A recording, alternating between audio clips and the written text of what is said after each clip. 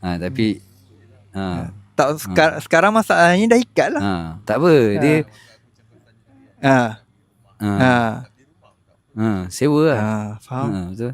Itulah cara nak elaknya, sebab aku pun sewa. Sebab Itulah cara nak elak dia.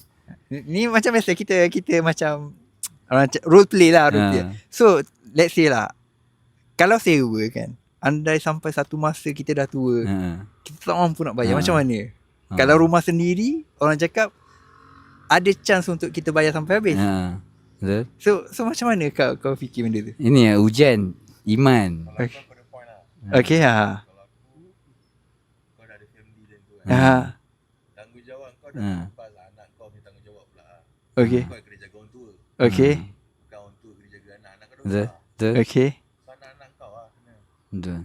Kalau kau macam mana fikir? Allah Muhammad. Pasal apa tadi Muhammad Muhammad? Kalau kita dah tua, let's say lah, kalau kita tak mampu nak bayar rumah sewa. Tu lah dia ujian iman. Okay. Sebab dalam kehidupan kita ni Allah Ta'ala bagi kita pilihan. Sebab tu ada syurga dan neraka. Kalau tak adalah syurga dan neraka. Ujian iman. Keputusan.